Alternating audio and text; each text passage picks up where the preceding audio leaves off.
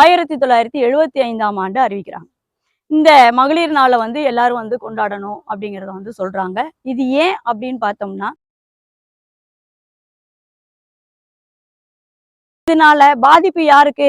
வீட்டுல இருக்கக்கூடிய பெண்களுக்கு. ஏன்னா இங்க இருக்கக்கூடிய ஆண்களுக்கு வேலை கிடைக்கல, இங்க இருக்கக்கூடிய பெண்களுக்கு வேலை கிடைக்கல. இன்னைக்கு திருப்பூர்ல பாத்தீங்கன்னாக்க, அதாவது 90 விழுக்காடு வெளிமாநிலத்தவர் தான் இருக்காங்க, மிக குறைந்த கூலிக்கு. அப்ப அங்க இருக்கக்கூடிய வேலை செய்யக்கூடிய தொழிலாளர்கள்லாம் என்ன ஆவாங்க? நினைச்சு பாருங்க. எல்லா தொழிலுக்கும் வந்துட்டு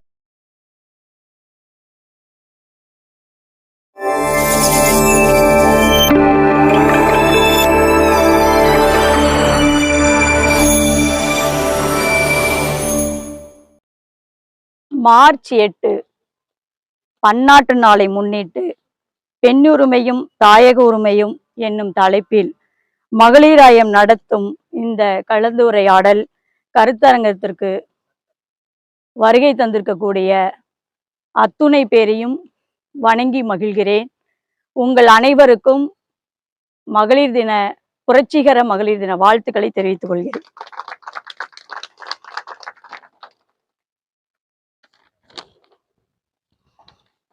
இந்நிகழ்ச்சிக்கு வரவேற்புரை வழங்கிய தோழர் ரேவதி அவர்களை வருக வருக என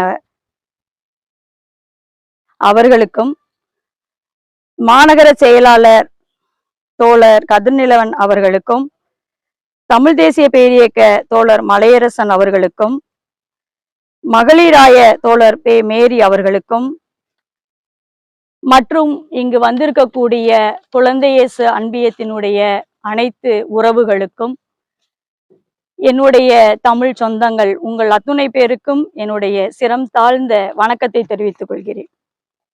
இந்த மகளிர் நாள் மார்ச் 8 என்பது பன்னாட்டு நாளாக இன்று நம்ம கொண்டாடுகிறோம்.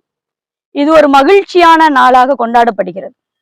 ஆனா ஒரு கோணத்தை மட்டுமே நம்ம பார்க்கிறோம், இன்னொரு கோணத்தையும் நம்ம பார்க்கணும். இந்த மகளிர் நாளுடைய வரலாறை மிக சுருக்கமாக உங்கள்கிட்ட சொல்லிட்டு நான் போயிட்டே இருக்கேன். 1908ஆம் ஆண்டு மகளிர்கள் வந்து என்ன செய்யறாங்கன்னா, தொழிற்சாலையில வேலை பார்க்குறாங்க. ஒரு 1500 தொழிலாளர்கள் பேரணிகளாக வராங்க. அந்த பேரணியில வந்து என்ன கேட்குறாங்க அப்படின்னா, சம உரிமை கேட்குறாங்க. அதாவது சம வேலை சம ஊதியம், அதை தான் முதல்ல அவங்க கோரிக்கையா வைக்கிறாங்க. அதுக்கப்புறம் வேலை நேரத்தை சொல்றாங்க. அதுக்கப்புறம் வாக்குரிமை கேட்குறாங்க. வாக்குரிமை இல்லாத பெண்களுக்கு வாக்குரிமை வேணும் அப்படிங்கிறத முன்வைக்கிறாங்க. இந்த போராட்டத்துல நிறைய பெண்கள் உயிரிழக்க நேரிடுகிறது. அதுக்கடுத்து பாத்தீங்கன்னா 1910ஆம் ஆண்டு வந்து பாத்தீங்கன்னாக்க பிப்ரவரி 25 மகளிர் நாளா கொண்டாடுறாங்க.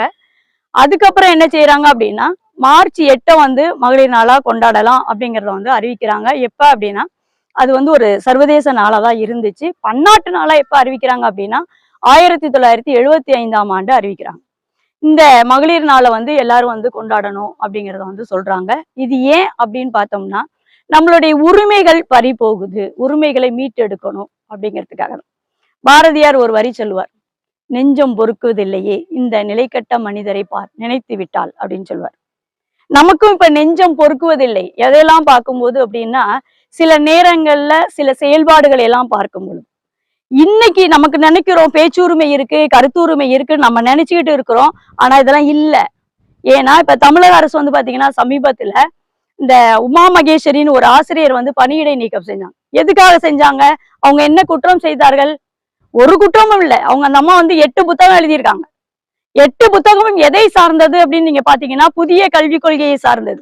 இந்த புதிய கல்விக் கொள்கையினால நமக்கு என்னென்ன ஆபத்துகள் வரப்போகுது அப்படிங்கிறத சார்ந்துதான் அவங்க எழுதியிருக்கிறாங்க. ஆனா அதை தொடர்ந்து அவங்களுடைய கட்டுரைகள் எல்லாமே முகநூல்ல வருது. அப்ப பாத்தீங்கன்னா, நீங்க எவ்வளவு போராடி நம்ம பெற்ற உரிமைகளை எல்லாம் இழக்க நேரிடுகிறது. இப்ப இந்த பெண் உரிமைக்கும் தாயக உரிமைக்கும் என்ன தொடர்பு? பெண் உரிமை ஒரு பக்கம் போகும், தாயக உரிமை ஒரு பக்கம் போகும். ஆனா தாயக உரிமையோட பெண் உரிமையும் தொடர்புடையது என்பதை நீங்க இன்னும் கொஞ்ச காலத்துல புரிஞ்சுக்குவீங்க. ஏன்னா அயலாருடைய வருகை என்பது அதிகரிச்சு கொண்டே இருக்கிறது. இந்த அயலாருடைய வருகை என்பது அவங்க தொழிலாளர்களா தான் இங்க வர்றாங்க. ஏன் வராங்க? குறைந்த கூலி. அன்னைக்கு எதுக்காக போராடினாங்க? குறைந்த கூலி அதிக வேலை. இதை வந்து நீங்க சம வேலை சம கூலி தரணும் அப்படிங்கிறதுக்காக நம்ம போராடி இந்த உரிமையை நம்ம வாங்கியிருக்கோம். ஆனா திரும்ப அது பறி போயிட்டு இருக்கு, நம்மளுக்கே தெரியாம போயிட்டு இருக்கு. கேட்டா வெளி மாநிலத்திலிருந்து வரக்கூடியவங்க குறைந்த கூலி வாங்குறாங்க, குறைந்து அவங்க நிறைய நேரம் வேலை செய்யறாங்க, அவங்க இங்கேயே இருக்கிறாங்க, விடுப்பு எடுக்க மாட்டேங்கிறாங்க அப்படிங்கிற கருத்தெல்லாம் சொல்றாங்க. இதனால பாதிப்பு யாருக்கு? வீட்டுல இருக்கக்கூடிய பெண்களுக்கு. ஏன்னா இங்க இருக்கக்கூடிய ஆண்களுக்கு வேலை கிடைக்கல, இங்க இருக்கக்கூடிய பெண்களுக்கு வேலை கிடைக்கல. இன்னைக்கு திருப்பூர்ல பாத்தீங்கன்னாக்க அதாவது 90 விழுக்காடு வெளி மாநிலத்தவர் தான் இருக்காங்க, மிக குறைந்த கூலிக்கு. அப்ப அங்க இருக்கக்கூடிய வேலை செய்யக்கூடிய தொழிலாளர்கள் எல்லாம் என்ன ஆவாங்க? நினைச்சு பாருங்க. எல்லா தொழிலுக்கும் வந்துட்டாங்க. இன்னைக்கு உங்க கண்ணு முன்னாடி தெரியுது, எல்லா தொழிலையும் அவங்க இருக்காங்க. அப்ப நம்ம எங்க போறது? காலப்போக்கில் நம்ம என்னவாகும் அப்படின்னா சிறுபான்மையினரா ஆகும். சொந்த மண்ணிலேயே அகதிகளாக வாழ நேரிடும். இன்னைக்கு பாக்குறோம், நம்ம நிறைய கற்பழிப்பு நடக்குது, வன்முறைகள் நடக்குது, திருட்டு நடக்குது. இதுக்கெல்லாம் காரணம் யாரு அப்படின்னு நம்ம பார்த்தோம்னா வட மாநிலத்தினுடைய அதிகரிப்புனாலதான் நடக்குது. நீங்க ஒரு ஆய்வேடு வேணா எடுத்து பாருங்க, ஒரு ஆய்வு எடுத்து பாருங்க. அதுல எதனால நடக்குது? முன்னாடி நடந்துச்சு, ஆனா சிறு குழந்தைகளையாம பண்ணாங்க, எங்கேயோ ஒண்ணு நடந்துச்சு. இப்ப நீங்க ராமநாதபுரத்துக்கிட்ட பாத்தீங்கன்னா ஒரு 45 வயசு பொண்ணு, அவங்க பிள்ளைகளுக்கு எல்லாம் திருமணம் பண்ணிட்டாங்க. அத வட மாநிலத்தர் அவங்களை வன்புணர்ச்சி பண்ணி அவங்க உயிரே போச்சு இல்லையா? அவங்க என்ன சொல்ல முடியும் நம்ம? அப்ப யாருக்குமே என்ன செய்யல, பாதுகாப்பு இல்ல. அப்ப நம்மளுடைய உரிமைகள் எல்லாமே பறி போயிட்டு இருக்கு. அந்த உரிமைகள் எல்லாம் பறி போறதுனால அந்த உரிமைகளை மீட்டெடுக்கக்கூடிய நாளாக இதை நம்ம கொண்டாடணுமே தவிர, மகிழ்ச்சியான நாளாக கொண்டாடலாம், தப்பு இல்லை. ஆனா இன்னும் நம்மளுடைய உரிமைகள் போயிட்டே இருக்கு. அதனால இன்னைக்கு அந்த உமா மகேஸ்வரி பணியிடை நீக்கம் செஞ்சுட்டாங்க.